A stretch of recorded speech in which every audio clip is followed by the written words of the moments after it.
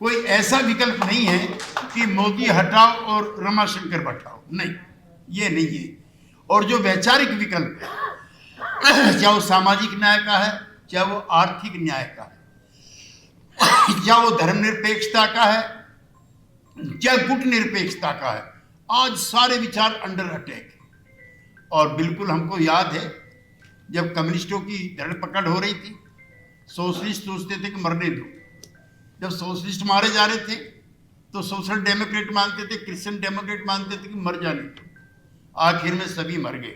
उसी तरह का फासिज्म का दौर आज स्वतंत्र भारत में 25 तारीख आएगी जनवरी की, और हम लोग शायद पटना में होंगे। एक भी पॉलिटिकल पार्टी नहीं है, एक भी, जनसंघ से लेकर के सीपीआई एमएल तक, कॉमरेड भट्टाचार्य पार्टी तक, जो कर्पूरी ठाकुर जयंती ना मनाते। भारतीय जनता पार्टी के दफ्तर में सबसे ज्यादा हम लोग अलग अलग हो गए, आरजेडी जेडीयू वाले, हम सब लोग, जितनी भी पार्टियां हैं बिहार में, कुछ समता के हिसाब से, कुछ सामाजिक न्याय के संगठन के हिसाब से, और ये किसी के विचार की सबसे बड़ी जीत होती है।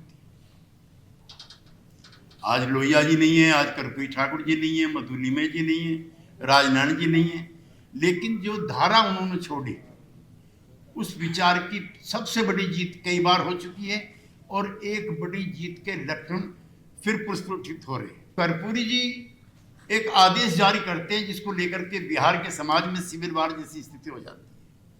वो कहते हैं कि मैं अब दलितों को आर्म्ड करना चाहता हूं, उनको हथियार देना चाहता हूं। चौधरी देवीलाल जी का, चौधरी चरण सिंह जी का कुछ विवाद हो जाता है,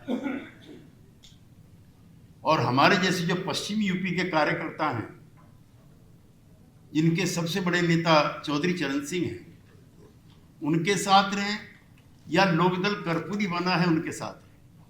और खासतौर से मेरे जैसे कार्यकर्ता, जिनको चौधरी साहब ने बहुत कम उम्र में लोकसभा का टिकट भी दिया, पार्टी में बड़ा सम्मान रखा, लेकिन 2-3 रात तक बहस मुहासा करते करते करते करते अल्टीमेटली जो एक समाजवादियों का जो एक विद्रोही मन जाग जाता है, कई बार अपनों से भी विद्रोह करता है, वो जागता और में लोकदल कर्पूरी में शामिल हो जाता है। जनता दल के, उसके साथ साथ उत्तर प्रदेश की समाजवादी पार्टी और बीजू पटनायक का जनता दल, हम लोग करीब 60, 70, 80 के करीब हैं। और उस दिन सब लोग ये अफसोस मनाते हैं कि अगर आज कर्पूरी ठाकुर जिंदा होते तो देवे गौड़ा की जगह वो देश के प्रधानमंत्री।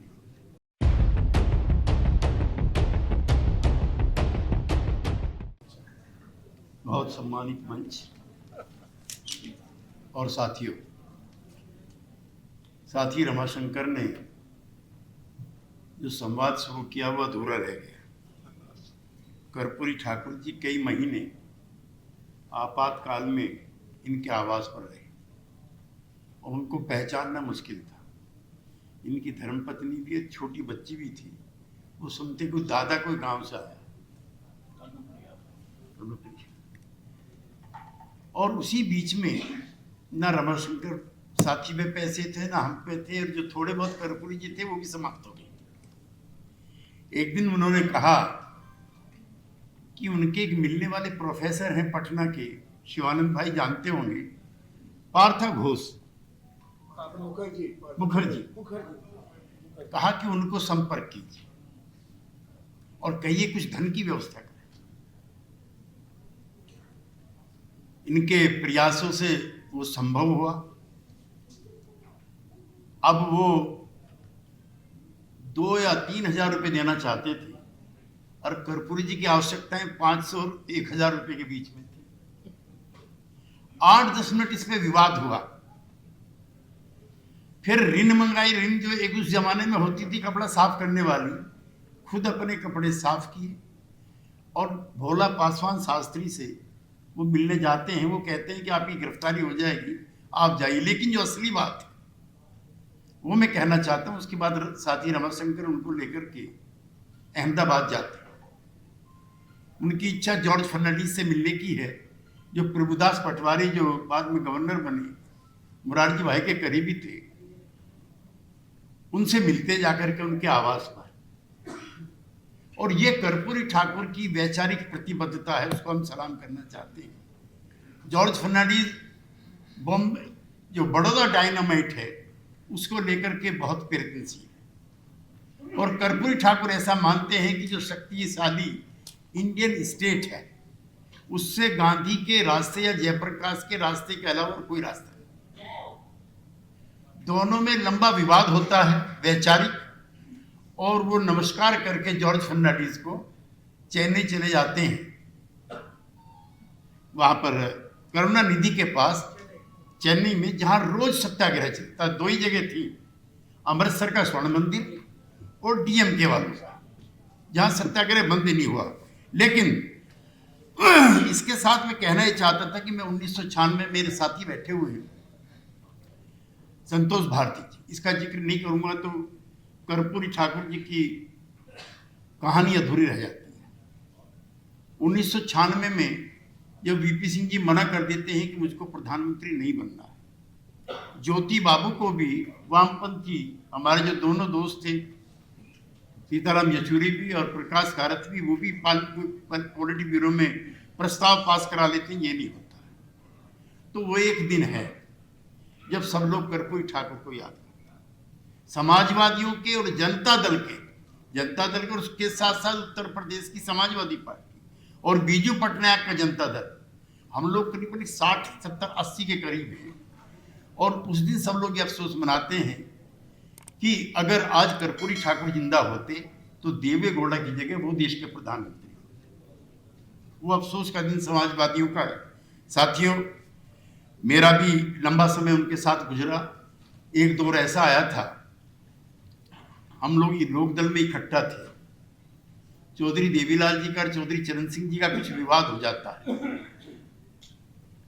और हमारे जैसे जो पश्चिमी यूपी के कार्यकर्ता हैं, जिनके सबसे बड़े नेता चौधरी चरण सिंह हैं, उनके साथ रहें या लोकदल कर्पूरी बना है उनके साथ रहें। और खासतौर से मेरे जैसे कार्यकर्ता, इनको चौधरी साहब ने बहुत कम उम्र में लोकसभा का टिकट भी दिया, पार्टी में बड़ा सम्मान रखा, लेकिन 2-3 रात तक बहस मुहासा करते करते करते करते अल्टीमेटली जो एक समाजवादियों का जो एक विद्रोही मन जाग जाता है, कई बार अपनों से भी विद्रोह करता है, वो जागता और मैं लोकदल कर्पूरी में शामिल हो जाता।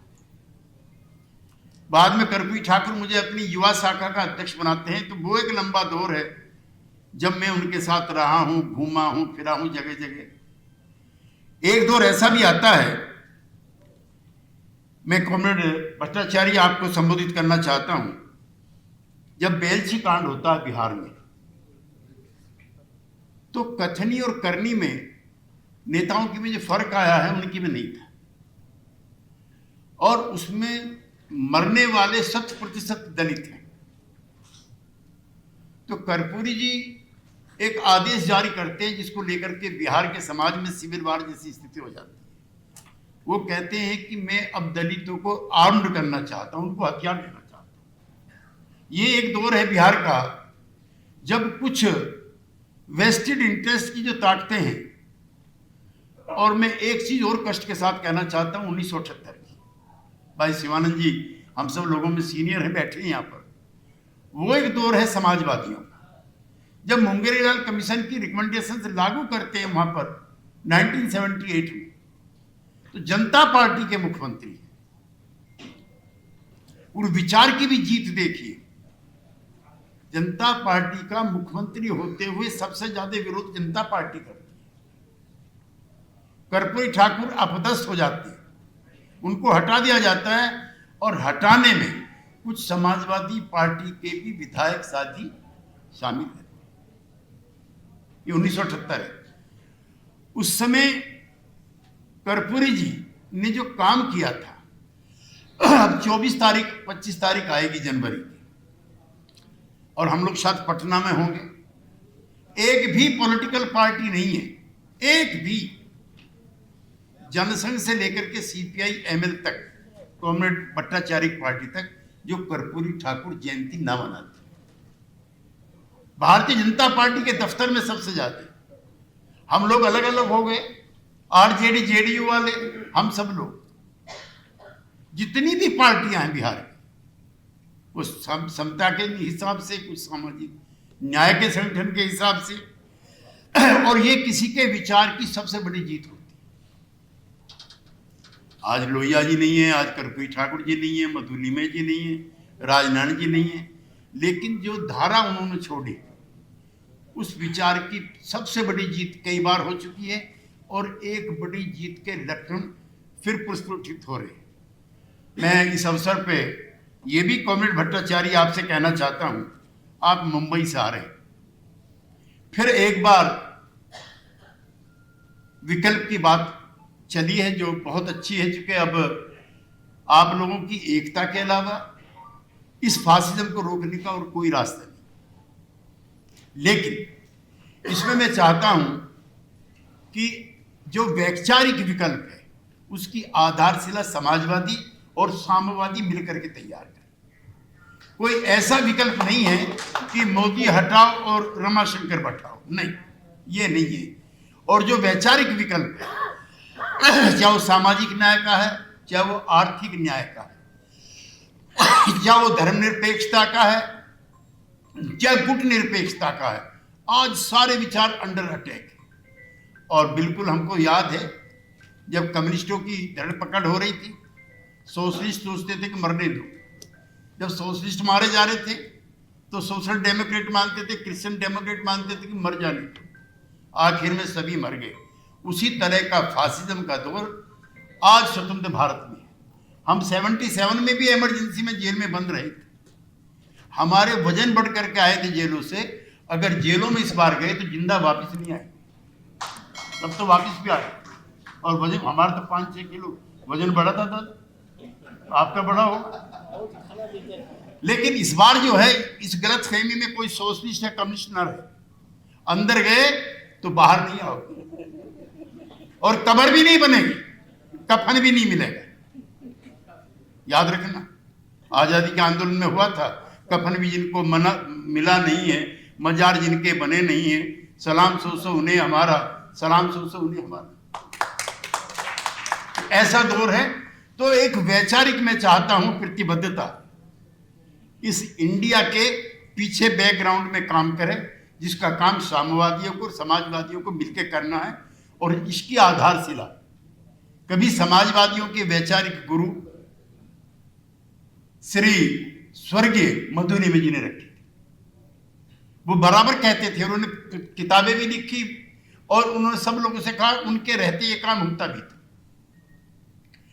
और दूसरा ये है, विचारों के थोड़े बहुत मतभेद होंगे, लेकिन लोहिया, नरेंद्र देव जी, जयप्रकाश जी, वो कभी भी पूंजीवादी ताकतों के करीब ना होकर के मार्क्सवादियों के करीब थे। और जयप्रकाश जी और नरेंद्र देव जी तो खाटी मार्क्सवादी थे। मार्क्सवादियों का वो भी तीखापन अब कम हुआ है, और समाजवादियों की जो प्रखरता है वो और थारी बढ़ेगी, तो फिर हमारे और साम्यवादियों के बीच में कोई फर्क नहीं रहेगा। क्योंकि ये एकता अगर बनती है तो ये विचार की एकता बनेगी, और ये इंडिया का बदलने का कोई खाली, बिल्कुल ठीक भगत सिंह को आपने कोट किया। भगत सिंह ने कहा है कि गोरे शासक चले जाएं, काले शासक आ जाएं, ये मेरा लक्ष्य नहीं है। जब तक इंसान का इंसान के द्वारा, समाज का समाज के द्वारा और राष्ट्र का राष्ट्र के द्वारा शोषण होता रहेगा, तब तक भगत सिंह जैसे लोगों की लड़ाई जारी रहेगी। तो वैचारिक विकल्प जो है वो साम्यवादी और समाजवादी मिलकर दे सकते हैं। मैं चाहता हूं कि इंडिया की मीटिंग चलती रहे। और फिर मैं साथी रमाशंकर को याद करना चाहता हूं, ये जहर भी आप पी हो गई, इनको इकट्ठा करो, इनकी अलग से मीटिंग बनाओ। जो दस्तावेज बनेंगे, इत्तेफाक से मुझे भी एक कमेटी का मेंबर बनाया गया, मैं भी उसमें रिसर्च में कुछ काम करूंगा। लेकिन एक घोषणा पत्र पैरेलल बनना चाहिए, जैसे कांग्रेस सोशलिस्ट पार्टी का था, जिसमें नंबूदरी-पाद भी थे, जिसमें गोपालन भी थे, जिसमें जयप्रकाश भी थे, यूसुफ मेहर अली भी थे, अच्युत परवल भी थे, लोहिया भी थे, सब लोग थे। ऐसा था सीएसपी का। तो इस तरह का कार्यक्रम कम्युनिस्टों के उसके बीच में अगर इंडिया आता है तो आरक्षण की प्रक्रिया कैसी होगी, किन वर्गों की होगी। अगर इंडिया आता है तो जो पब्लिक सेक्टर अंडरटेकिंग खत्म हुई है, उनका क्या होगा। अगर इंडिया आता है तो विदेश नीति क्या होगी? क्या 1952 में जो आधारशिला रखी गई थी, आज हम अमेरिका के पिछलग्गू बन गए, क्या यही रहेगी? हमने तो सबसे दूरी बनाने का तय किया था। बेरोजगारी का क्या रहेगा? 750 किसानों ने दिल्ली की सड़क पर अपनी जान दी है। जो लोग पढ़ रहे होंगे आजकल, नीति आयोग ने तय किया है कि बढ़ती हुई किसानों की एमएसपी देश के अर्थव्यवस्था के लिए खतरनाक है। यानी कि किसानों को एक नया पैसा भी आने वाले समय में बढ़ी हुई एमएसपी के तौर पर नहीं मिलेगा। इसमें इंडिया की क्या पॉलिसी होगी? उनकी शहादत का क्या होगा? जितने मजदूरों के अधिकार हैं, हड़ताल पे कई तरह की पाबंदियां लगा करके वो छीन लिए गए।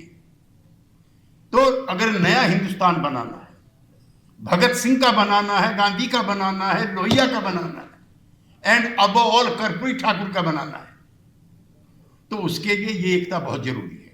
मुझे उनके बस लास्ट है मेरा, हम लोग जब लोकदल कैका जनता पार्टी में हमने मर्जर किया, वो मैं जिक्र जरूर करना चाहता हूँ।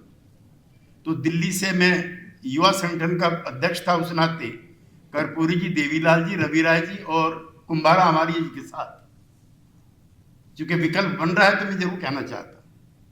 हम जनता पार्टी में शामिल हो गए और बंगलोर गए। एक किस्सा तो ये है कि रास्ते में कॉफी पीते हुए कर्पूर जी के कुर्ते पर कॉफी गिर गई और सीधे हमें राष्ट्रीय कार्यकारिणी की बैठक में जाना था। हमारे बहुत आग्रह के बाद भी उन्होंने कुर्ता नहीं बदला। उसने कहा इससे विचारों पे क्या फर्क पड़ता है, कुर्ता कैसा है इससे विचारधारा क्या फर्क पड़ता है। और दूसरा, मेरी बात किसी को अप्रिय ना लगे, कर्पूरी जब सभागृह में जाते हैं तो जिन लोगों ने 1978 में उनको हटाया था और अपमानित किया था, वो पहली लाइनों में बैठे हुए थे और लौट करके कर्पूरी जी ने कहा कि इस जनता पार्टी में मेरा गुजारा नहीं होगा, और उनके नेतृत्व में फिर हम अपनी मातृ पार्टी लोकदल में वापस हुए। चूंकि जो मर्जर होते हैं, जो गठबंधन बनते हैं, उसमें चेहरे भी काम करते हैं। कर्पूरी ठाकुर जी का इतिहास उन्हीं संकल्पों से, उन्हीं से भरा हुआ है। और 24 तारीख का जो है उसका जो तय भी किया है हमने, जगन्नाथ मिश्रा जी के नाम पर भी यूनिवर्सिटी है बिहार में, लेकिन कर्पूरी जी के नाम पर नहीं। एक तो आज की सभा ये भी तय करे कि उनको आने वाले दौर में भारत रत्न से नवाजा जाए। बहुत बहुत धन्यवाद।